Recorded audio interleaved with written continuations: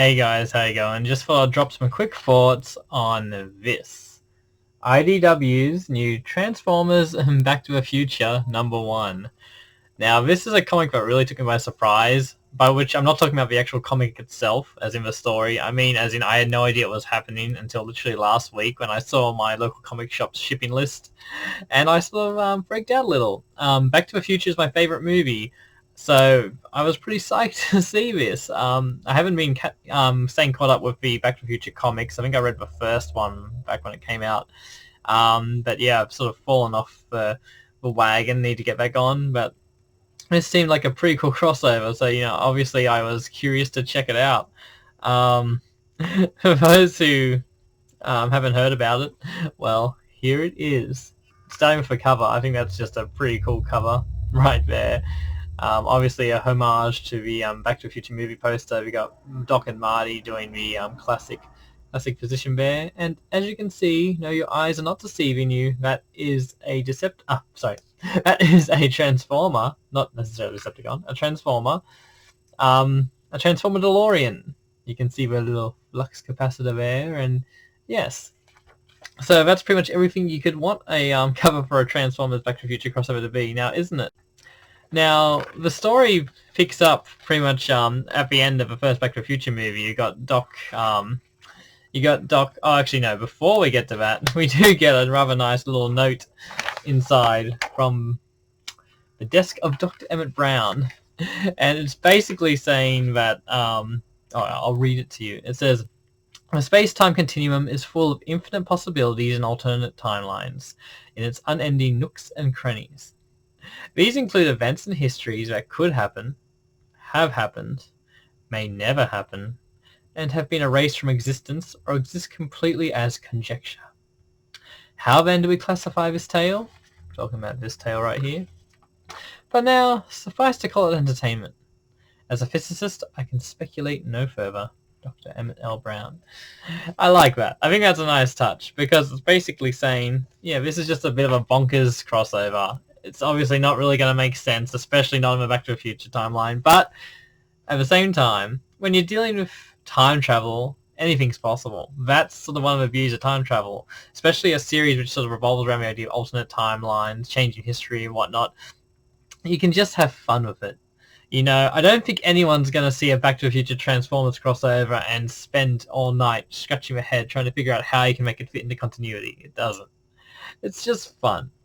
Just relax, people. Relax. It's just a bit of fun.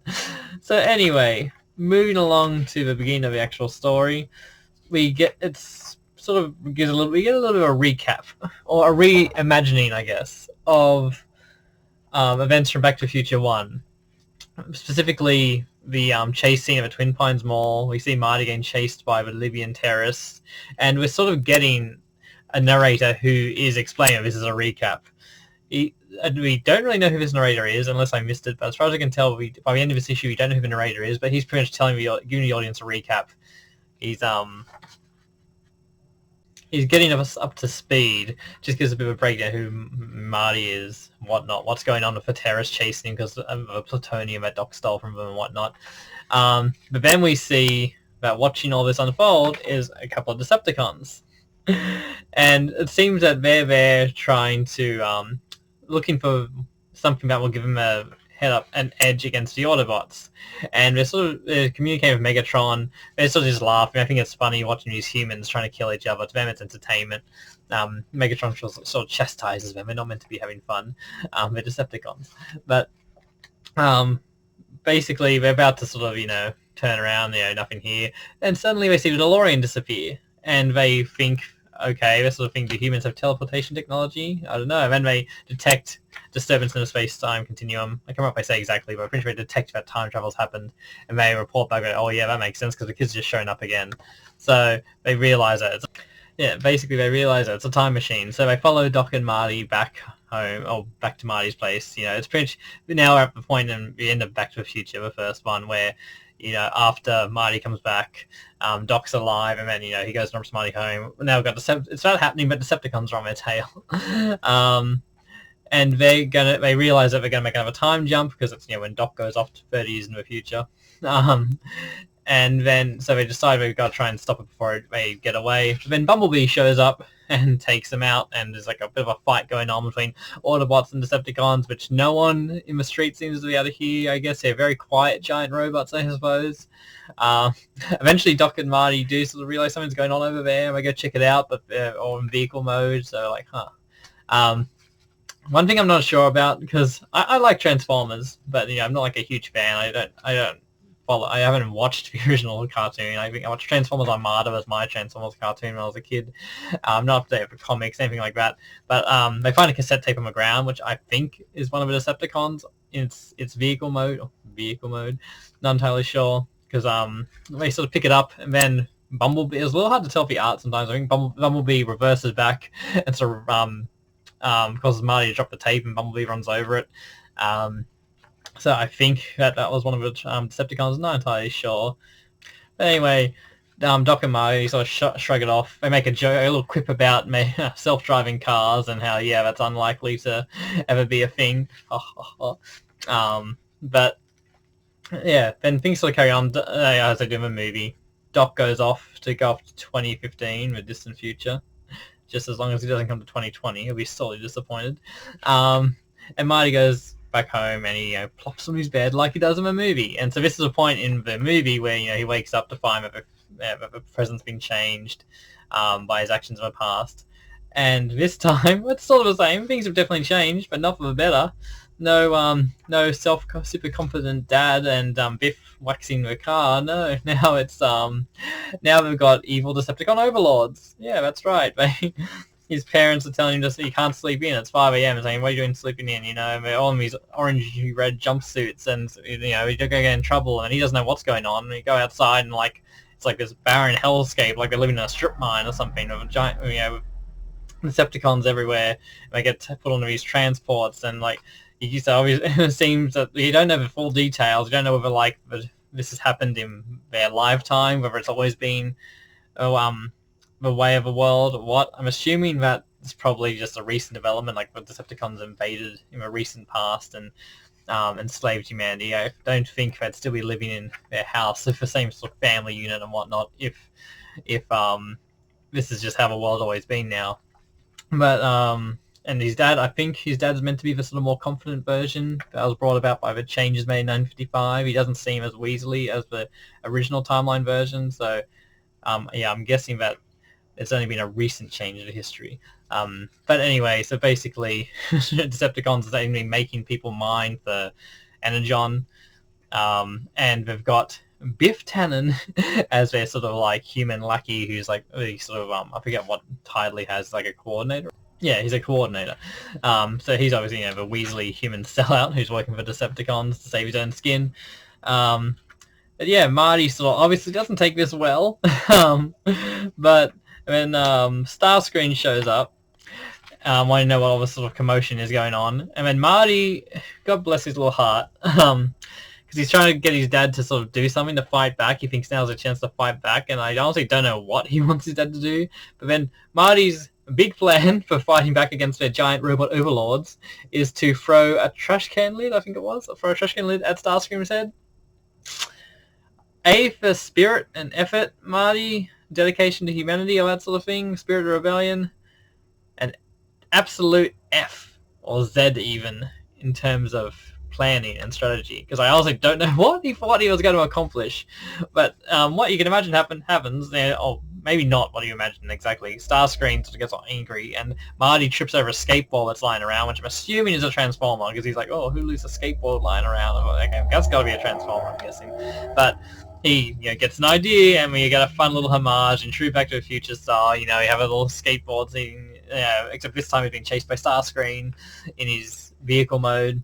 But still, it's a cool little homage, obviously. It's a nice touch, Back to the Future, one of its things is, using the same sort of plot beats in each of its movies, a skateboard chase or a hoverboard chase or whatever is one of those plot beats. And here we go, we're doing it again. So that was nice. And it was a pretty cool chase scene, I thought. I mean, the art was very dynamic. I'm really keen on the art. I think it's all very nice. Yes. I like the art. He likes the arts very much. And like I said, as Back to the Future is my favorite movie of all time, so I can appreciate little homages like that. But then, yeah, Marty's getting chased by Starscream, and then who should come and save the day? The DeLorean flies in and sort of crashes into Starscream, and Marty's like sad because he thinks it's Doc, obviously. But not exactly. You see the DeLorean start to transform, which, it's not like it's a huge surprise because, like, it's on the cover, and I think they sort of made a big deal about, being a DeLorean transformer. We've got a toy of it and everything. This is probably really just made to sell toys. Like, that's what Transformers is. But, no offense. But, yeah, you see Marty looking up. It's a pretty cool shot. You see him sort of looking up in the shadow of the DeLorean transforming. He's like, oh no, not another one. When you just see like a speech bubble coming off the side saying, "Great Scott," and Marty's like, "You're not Doc." And then you get this cool final page of the DeLorean transformer in all his glory standing there, Marty down here, and he's like, "I know who you are, Eddie McFly. I need you to come with me to save the future, to save everything. To be continued." Dun, dun, dun, dun, dun. Yeah, honestly, I felt like when I saw that, I could just hear the music, and I feel like that's something that's really special because I do manage to capture the spirit of Back to the Future, despite the absolute crazy fanfiction type story this is. But like, that ending there, that's sort of like very in line with Back to the Future. It's obviously homage to the sort of endings of the Back to the Future movies. We've got to go back. We've got to go back. That's the way. I'm rambling a bit here, but you know what I mean. It's very in theme with the sort of Back to the Future style, and I love it. You can tell it's not over the top referencing. It's just like you can tell it's sort of in line. It's a nice little way of keeping it in line, a little bit of a homage. But even the to be continued, I know that'll be banned no matter what because it's to be continued. But still, the fact that the Back to the Future movies have to be continued. I know the original didn't always have to be continued. It was added later, but it's just nice. I feel like you can feel like a sort of little this connection to the movies. Like, obviously, like I said, crazy concept, but just if you don't care about that, which you shouldn't, it's just a fun, crazy concept.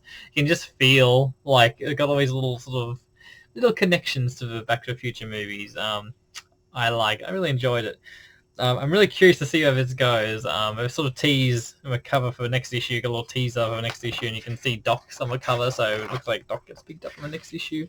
I really want to see what happens next, So that's it. Yeah, it's just a fun fan. No, I was gonna say fan fiction, fun crossover story, and there's nothing wrong with that. I'm glad that things like this happen. Like it's like in the '90s, when all the comic book companies were going broke and everyone was doing crossovers, and it's nice when you see things like this, like Batman and Ninja Turtles, or Batman as a Predator, and that sort of thing. It's just fun. We're fans. We like this kind of thing, and Transformers is Back to the Future. Why not? I thought it was great, and I'm looking forward to seeing how things go on this crazy journey. So, if you've read it, let me know what you think. If you're a Back to the Future fan or a Transformers fan, let me know if you're outraged by this thing. It's sacrilege, or whether you think it's a bonkers but absolutely brilliant idea like I do. Take care, guys. Catch you later.